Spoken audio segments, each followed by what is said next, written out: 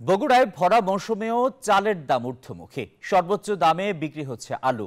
সব মিলিয়ে নিত্যপণ্যের বাজার দরে নাভিশ্বাস সাধারণ ক্রেতাদের। আরো খবর জানাতে সরাসরি যুক্ত হচ্ছেন সহকর্মী আব্দুস সালাম বাবু। বাবু, বগুড়ায় নিত্যপণ্যের বাজারের খবর জানাবেন আমাদের।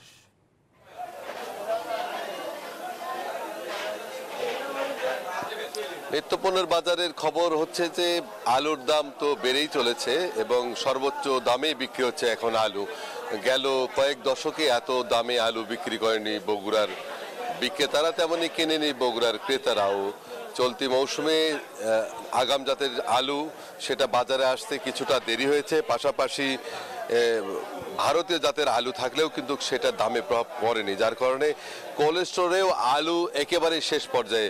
কোন স্টোরে আলু নেই, যারা আলু রেখেছিল সেই আলুগুলো স্টোরের বাইরে বারান্দায় রাখা হয়েছে, সেখান থেকে ব্যবসায়ীরা বিক্রি করছে এবং সেই আলুতে হয়তো আগামী 7 দিন পর্যন্ত চলতে পারে বলে জানাচ্ছেন ব্যবসায়ীরা। এবং সেখানে রাখা আলুগুলোই ব্যবসায়ীরা দাম বাড়িয়ে দিয়েছেন, যার কারণে এই মুহূর্তে কার্ডিনাল জাতের বা স্টিক জাতের আলু 76 টাকা এবং পাকড়ি জাতের আলু 80 টাকায় বিক্রি হচ্ছে। খুচরা বাজারে সর্বোচ্চ সেই পাকড়ি জাতের লাল আলু 85 টাকায় বিক্রি হচ্ছে।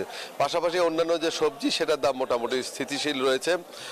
ভরা মৌসুম, সবজির মৌসুম হলেও দাম এখনো কমেনি বলে মনে করছেন ক্রেতারা।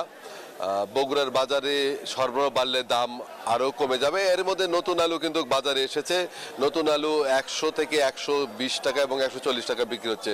তো নতুন আলু সরবরাহ বাড়লেই হয়তো বা দাম কমে আসবে মনে করছেন ক্রেতা এবং বিক্রেতা। এই ছিল বগুড়ার সর্বশেষ। ফিরে যাবো স্টুডিওতে। আসিফ।